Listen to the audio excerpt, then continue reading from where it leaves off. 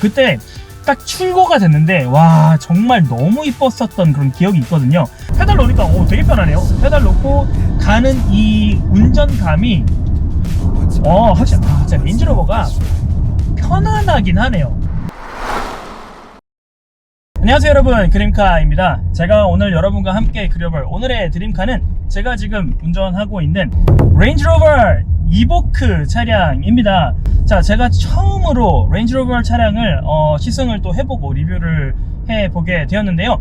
자, 이 차량은 레인지로버의 가장 막내 라인이죠. 생각보다 많은 사람들이 관심을 가지는 데에 비해서 이 차량이 그렇게까지 많이 돌아다니는 거는 볼 수 없는 것을 사실 보실 수가 있는데요. 저도 마찬가지입니다. 저도 이 차량이 처음에 2011년에 나왔을 때 뭐야 저 차 왜 저렇게 이뻐? 라고 했었던 차량이에요. 그리고 제가 친한 동생이 이보크가 나오자마자 이뻐서 그냥 일단 질렀던 동생이 있어요. 그때 딱 출고가 됐는데 와 정말 너무 이뻤었던 그런 기억이 있거든요. 하지만 그 이보크가 2세대로 돌아왔죠. 이제 2세대로 돌아오면서 패밀리 룩을 가지게 되었고 아직도 이쁩니다. 물론 이 레인지로버 자체가 원래도 디자인이 이쁘니까 그런 패밀리 룩을 따라가서도 아직도 이쁩니다. 특히 뒷면을 보면 다른 레인지로버 차량이랑 물론 조금 아직 차이는 있겠지만 굉장히 비슷해졌습니다. 그러면서도 이보크만의 그 느낌은 아직 살아있음을 볼 수 있었는데요. 자, 제가 이 차량을 오늘 좀 시승을 좀 해보면서 이 차량의 느낌, 그리고 재원, 외관, 내관 등 여러분과 함께 많은 사람들이 사실은 현실 드림카로 또 꼽기도 하는 그런 차량이잖아요. 한번 이 차량에 대해서 알아보도록 하겠습니다. 자, 이 차량의 소개를 좀 먼저 해보도록 할게요. 자, 레인지로버이죠. 랜드로버 브랜드의 상위 버전이라고 보실 수 있겠고, 레인지로버에는 SUV밖에 없잖아요. 그러니까 가장 작은 차라고 보실 수 있겠고, 실제로 작습니다. 사실 이 차량이 금액부터 말씀을 드리면 실제적으로 7,000에서 8,000 사이라고 보시면 될 것 같아요. 싸지 않습니다. 특히 이 차량의 실제 크기를 보시면 뭐야 왜 이렇게 비싸? 라고 생각하실 수밖에 없는 그런 크기예요. 진짜 작아요. 특히 2열은 조금 농담 못해서 2열은 약간 쿠페스러워요. 물론 4도어고 뒤에도 충분히 탈 수 있는 레그룸과 헤드룸이 나오는 건 맞습니다. 하지만 뒷자리는 우리가 보통 SUV에 기대하는 그런 공간감이 나오지는 않습니다. 그렇기 때문에 이 차량은 혼자 타시는 분들, 근데 SUV만 꼭 그렇게 선호하시는 분들이 있어요. 가족이 없으신데 나는 SUV가 좋아 라고 하시는 분들이 실제로 많이 타시는 그런 차량이기 때문에 2열은 그냥 트렁크처럼 약간 쓴다고 보실 수 있겠습니다. 자, 이 차량은 직렬 4기통이고요 297마력 정도를 가지고 있어요. 그래서 사실 마력이 모자른 차량은 아닙니다. 그런데 제가 이 차량을 지금 운전을 해보면서 느끼는 건 뭐냐면 이 레인지로버라고 하는 이 브랜드의 명성답게 정말 편안하고 편의성이 좋고 정숙하고 노면 읽는 것도 굉장히 편안하게 운전자에게 편안함을 줄 수 있는 그런 차량이지만 뭔가 굉장히 잘 나가진 않는 것 같은데 그래도 마력이 300마력 가까이인데 좀 아쉬운데 해서 제가 재원을 좀 봤더니 마력은 297마력이지만 토크가 37 정도 되는 것 같아요. 그래서 토크가 그렇게 나쁘진 않은 것 같은데 왜 이렇게 약하지? 봤더니 이 차량이 굉장히 무겁습니다. 2000km에 육박해요. 1900 몇 킬로 정도 되더라고요. 그래서 이 차량의 사이즈에 비해서 차량이 너무 무겁습니다. 무겁기 때문에 좀 밟을 수가 없는 차량이에요. 물론 이보크를 사서 밟겠다라고 그 목적을 갖고 사시는 분들은 거의 없겠지만은요, 약간의 아쉬움이 느껴지는 건 사실입니다. 차량이 좀 굼뜹니다. 좀 저속에도 좀 무겁고 고속으로 좀 올라가도 조금 무거운 건 확실히 느껴지는 것 같아요. 4기통의 좀 한계일 수도 있겠고요. 너무 무거운 차량도 한몫하는 것 같습니다. 이 이보크가 S, SE 그리고 R 라인 이렇게 나오더라고요. R 다이내믹이 이제 가장 상위 트림인데 이 차량은 중간인 P250 SE 트림이고요. 그래서 이 차량은 이제 중간급 정도라고 보시면 좋을 것 같습니다. 이보크를 사실 때 가장 많이 팔리는 트림이라고 보실 수 있을 것 같아요. 물론 R 다이내믹 가장 풀옵션으로 사시는 분들도 있으시겠지만 사실 저의 입장에서는 풀옵션에 메리디안 스피커 들어가는 거 외에는 별로 R 다이내믹 꼭 사야 되나 싶을 정도여서 그래서 많은 분들이 실제로 R 다이내믹 트림보다는 SE를 많이 타시는 게 아닌가 하는 생각이 듭니다. 자, 이 차량이 전장이나 전고 같은 것도 보시면 전장이 좀 짧고요. 대신에 휠베이스가 그래도 좀 괜찮아서 내부 공간, 뭐 특히 1열 같은 경우에는 정말 괜찮은 사이즈를 보여주고 있는데요. 사실 외부에서 이 차를 바라보면요, 일단 첫 번째 드는 생각, 와 진짜 이쁘다. 라인 너무 좋고, 특히 C필러로 이루어지는 이 라인이 그 캐릭터 라인이라든지, 그리고 C필러에서 약간 이렇게 낮아지는 그 라인이 쿠페형, 특히 이버크 1세대 때 그 보여줬던 그 라인이 아직 살아있어서요, 와 진짜 너무 이쁘다. 진짜 저 디자인만 가지고도 저 차 살 수 있겠다라고 싶을 수 있는 그런 정말 아름다운 디자인을 가지고 있는 그런 차량이라고 보실 수 있겠습니다. 하지만 직접 딱 앞에 서보시면은요, 차 진짜 작아요. 바깥에서 서보면 뭐야 왜 이렇게 작아. 산타페, 투싼 이런 것까지 갈 필요도 없이 뭔가 좀 조금 오버해서, 요번에 새로 나온 코나 있잖아요, 그 코나보다 조금 더 큰 느낌이 들 정도로 바깥에서는 정말 작게 느껴지는 차가 바로 이 이보크입니다. 그런데 물론 내부에 타보시면 1열 충분히 넉넉하고요, 2열이 좀 아쉽지만 혼자 타거나 두 분이서 타시기에는 정말 괜찮은 SUV라는 그런 공간감을 보여주고 있습니다. 좀 외부 얘기를 좀 해보자면 2세대로 넘어오면서 이보크만의 특성이 좀 사라진 건 좀 아쉬워요. 물론 사이즈나 뭐 여러가지 그런 특색들이 이보크를 표현해주고 있지만 패밀리룩을 따라가면서 특히 후면 같은 경우에는 위에 형들, 뭐 보그라든지 뭐 요즘 뭐 벨라라든지 그런 차량들을 거의 비슷하게 가서 벤츠가 패밀리룩을 다 가는 것처럼 이 이보크도 패밀리룩을 따라갔기 때문에 다행인 건 레인지로버의 패밀리룩이 이쁘다는 거죠. 그래서 그 이쁨은 어디 가지 않지만 사실 럭셔리 브랜드인 레인지로버에서 그 이보크만에 갖고 있던 특색들이 많이 없어지면서 저에게는 이 이보크가 7-8천만 원대가 그래도 좀 비싸기는 하다라고 느껴지는 것 같습니다. 외관은 그냥 한마디로 하면 정말 이쁘다, 깔 데는 없다. 하지만 이보크의 특색은 없어진 것이 조금은 아쉽다라는 생각이 드는 외관입니다. 자, 제가 그런데 이 차를 딱 내부를 타보니까요, 이 차가 왜 좀 비싼지는 좀 알겠더라고요. 물론 이 운전감은 제가 좀 이따 또 말씀을 드리겠지만 내부의 이 디지털 계기판도 굉장히 럭셔리하고요, 이 스티어링 휠 같은 경우도 깔끔하고 또 고급집니다. 물론 이 차가 뭐 1억대가 넘어가는 차는 아니니만큼 뭐 카본이 이렇게 깔려있는 것도 아니고 좀 원가 절감 좀 했는데 싶은 부분도 좀 있기는 하지만 스크린이 또 2개씩이나 들어가 있단 말이죠. 센터페시아에 12.3 디스플레이 넓게 들어가 있고요, 또 위에 10인치짜리 또 하나를 더 넣어주면서 이렇게 나눠서 좀 자세하게 또 디테일하게 인포테인먼트를 사용하실 수 있다는 것도 장점이고 또 럭셔리하게 보입니다. 그래서 이 레인지로버 이 스티어링 휠 자체도 이보크의 작은 차량에 비해서 이 스티어링 휠 자체는 좀 크게 느껴집니다. 그래서 내가 그래도 레인지로버라고 하는 그런 큰 브랜드를 운전하고 있다는 느낌은 충분히 줄 수 있는 그런 스티어링 휠이라고 보여집니다. 1열에는 웬만한 게 다 들어갑니다. 뭐 열선이라든지 뭐 통풍이라든지 이런 것들이 다 들어가 있기 때문에 1열에서만큼은 불만이 없는 그런 옵션을 많이 넣어준 그런 차라는 거를 보실 수가 있습니다. 그리고 기어 노브가 심플하면서도 되게 이쁘고요. 여러분, 이 차량은 2022년식입니다. 23년식이 아니라는 점 꼭 알려드리고요. 23년식과 엄청난 차이가 있는 건 아니지만 22년식이라는 거 꼭 알려드리고요. 제가 말이 나온 김에 말씀을 드리면, 이 차량이 신형으로 사시면 7천에서 8천대라고 말씀을 드렸는데 레인지로버 이보크가 감가가 꽤 세더라고요. 제가 어저께 중고 사이트를 보니까 이 22년식 약 10,000km에서 20,000km 정도 탄 차량들이 5천대까지 내려가 있습니다. 그래서 중고로 사시는 게 조금 더 효율적이지 않을까라는 생각이 드는 게, 왜냐면 이 차량은 뭐 쏘는 차도 아니고 막 들이밟는 차가 아니기 때문에 상태 괜찮은 이보크는 22년식 정도는 옵션도 충분히 많이 들어가 있고 또 이미 뭐 풀체인지도 돼 있는 2세대이기 때문에 중고로 사시는 것도 굉장히 좋은 생각일 거라고 생각이 듭니다. 자, 재원 얘기를 추가적으로 조금 더 하자면은요, 이 차는 어쨌든 2.0 차량입니다. SE250이지만 2.0 차량이에요. 1997cc를 가지고 있고요.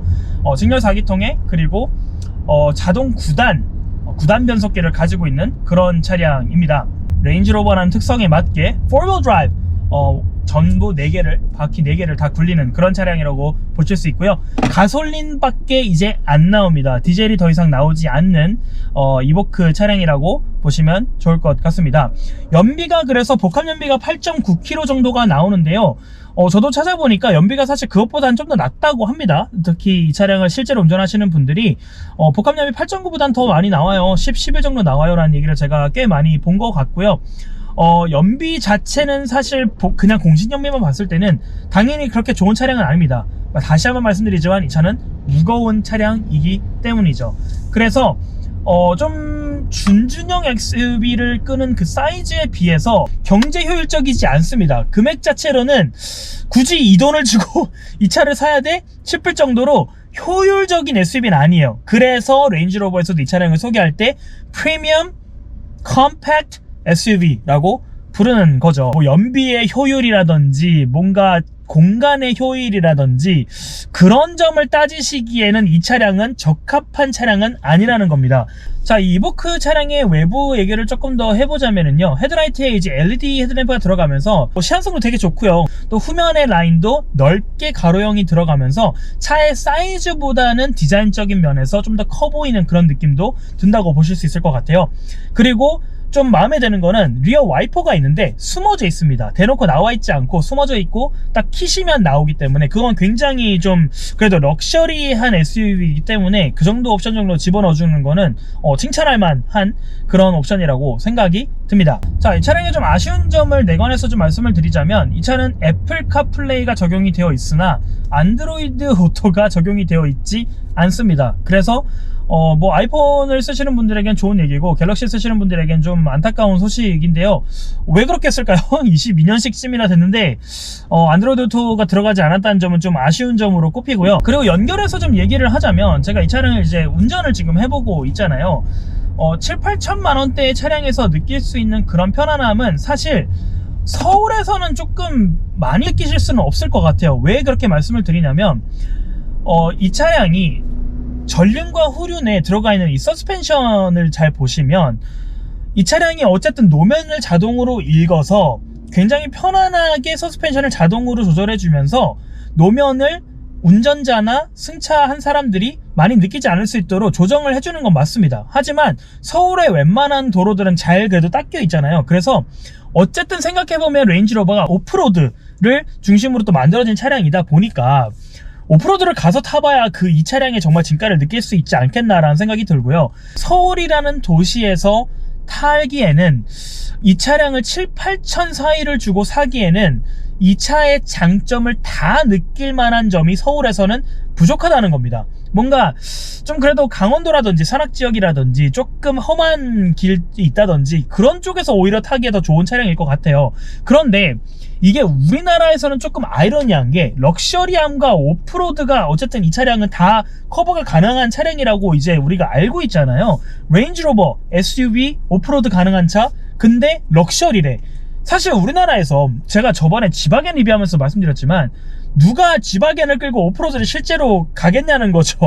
레인지로버를 실제로 끌고 오프로드를 간다? 실제로 일어날 일이 별로 없는 일이기 때문에 한국에서 뭐 레인지로버의 이미지를 차치하고더라도 이 이보크가 쓸 자리가 생각보다 부족하다는 거죠. 좀 단점을 더 들어가면요, 이보크는 실제로 레인지로버 다른 브랜드 이미지까지 가지 않더라도 실제로 잔고장이 꽤 있다고 합니다. 근데 이거는 정말 천차만별이죠. 차에 뽑기에 또 달려있고, 어쨌든 레인지로버라는 차의 이미지 자체가 차 두 대 사야 한 대는 이제 센터 들어가 있고 한 대는 탈 수 있다, 막 진짜 이런 얘기까지 나올 정도이잖아요. 실제로 이보크도 저도 이제 서울의 중고 매장이나 아니면 이제 그런 차량 수리하는 데 가보면 이보크가 서 있는 경우가 실제로 많이 봤기 때문에, 이보크를 사실 고민을 하시는 분들이라면 그 점은 꼭 어느 정도는 알고 사셔야 되는 차량이 아닐까 싶습니다. 자, 제가 이제 이 차량의 좀 승차감 또 운전감에 대해서 얘기를 조금 해보려고 하는데요. 자, 지금 저는 서울에 막히는 길을 운행을 하고 있습니다.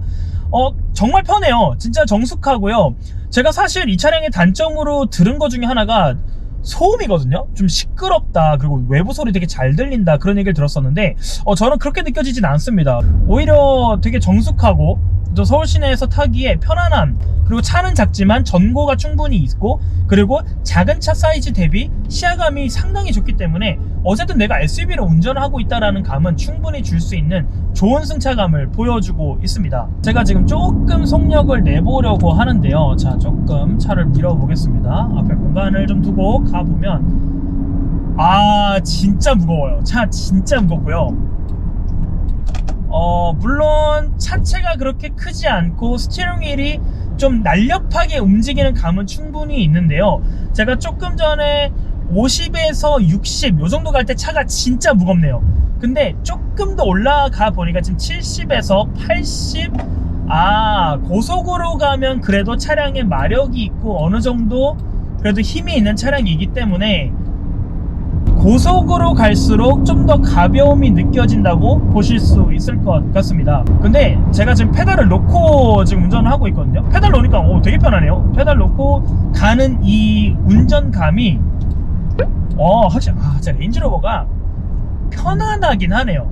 괜히 아빠들이 애기들을 위해서 이 편안함 그런 거를 최고로 올리려면 레인지로버를 타야 한다고 하는 얘기가 바로 이건 것 같습니다. 제가 엑셀을 누르고 브레이크를 누를 때는 사실 솔직히 말씀드려서 엑셀감이나 브레이크감이 저한테는 그렇게까지 좋게 느껴지지 않거든요. 근데 제가 좀 전에 엑셀 밟고 속도를 쭉 올린 다음에 페달을 딱 뗐을 때 어느 정도 엔진 브레이크 유지하면서 쭉 가잖아요. 그때 느껴지는 감이 뭐야? 차 왜 이렇게 편해? 그 느낌이 딱 거기서 듭니다. 그래서 제 생각에는 그 느낌을 주기 때문에 조금 장거리를 타거나 고속주행이 많으신 분들에게는 레인지로버 이버크 진짜 편하다 라고 생각이 드실 수 있을 것 같아요. 사실 근데 계속 좀 아쉬운 점을 얘기하게 되는데 297마력이 느껴질 정도의 그런 파워는 아니에요. 그런 힘이 느껴지지는 않습니다. 디자인이 최고 장점, 하지만 그 디자인에 속아서 사기에는 꽤 비싼 차량의 가격, 그리고 생각보다 작은 차량, 그리고 생각보다 그렇게까지 큰 힘을 주진 않는다, 하지만 편안한 차량이다 라고 생각이 드는 게 바로 이 레인지로버 이보크라고 볼 수 있을 것 같습니다. 자, 제가 이 차량의 리뷰를 오늘 마무리하기 전에 트렁크 얘기를 안 할 수 없는데요. 자, 이 차량의 트렁크가 딱 열어보면 좀 작거든요. 그렇게 큰 SUV가 아니니까.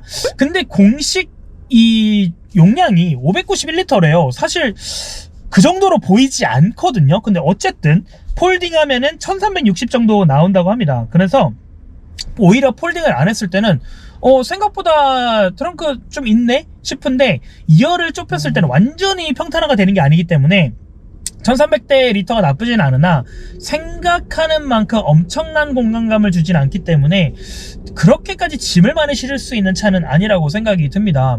물론 두 분이 정도에서 골프를 치러 가거나 하기에는 정말 좋은 차량일 것 같아요. 공간감에 비해서 좋은 승차감을 주는 건 사실이지만 이 차량은 제가 보기에는 도심형 SUV라고 부를 수 있는 이유가 있다면 어떤 이 차량의 다이내믹한 그런 류가 아니라 두 명이서 도시에서 함께 살아가는 연인 혹은 커플이 우리의 라이프 스타일은 세단보다는 SUV가 맞아. 근데 나 금액적으로 좀 여유가 있고 그래서 좀 럭셔리한 SUV가 타고 싶어. 그리고 나는 운전을 그렇게까지 막 빠르게 할 필요 없고 나는 그냥 정말 정숙하고 편했으면 좋겠어. 그런 분들에게 추천할 수 있는 그런 차량이 바로 이 레인지로버 이보크라는 생각이 듭니다. 다시 한번 마지막으로 강조를 드리면 이 차량은 제 생각에는 중고로 보시는 게 정말 맞는 것 같아요. 그래서 말 나온 김에 수원 김승만 팀장님께 연락 주시면 중고 차량 보실 수 있습니다. 저희 그림카가 믿고 추천드리는 팀장님이니까요. 연락 주시면 좋은 차량 보여드릴 수 있을 것이라고 확신합니다. 자, 오늘 제가 여러분과 함께 그려봤던 오늘의 드림카는요, 레인지로버의 이보크 차량이었습니다. 좀 기대했던 거에 비해서 제가 레인지로버 이보크를 처음에 나왔을 때부터 너무 이쁘다고 생각했었고 이 차를 실제로 산 사람들이 굉장히 부러웠는데 실제로 왜 이렇게 안 보이지? 라는 그런 궁금점이 풀릴 수 있어서 좀 좋은 시간이었기도 하지만 좀 많이 아쉬움이 드는 그런 오늘의 시승기라고 말씀을 드릴 수도 있을 것 같아요. 하지만 제가 또 다음에 기회가 되면 레인지로버의 다른 차량들 보그라든지 디스커버리라든지 디펜더라든지 그런 차량 한번 기회가 되면 그 차량도 리뷰해보면서 한번 비교해볼 수 있으면 좋을 것 같습니다. 여러분 오늘도 조금만 키워주시면 저도 여러분에게 더 많은 차량들, 더 다양한 차량들 가져올 수 있을 거라고 생각이 드니까요. 구독, 좋아요, 댓글, 알림 설정 부탁드리면서 저는 레인지로버 이버크와 함께 인사드리도록 하겠습니다. See you later. Goodbye. Bye bye.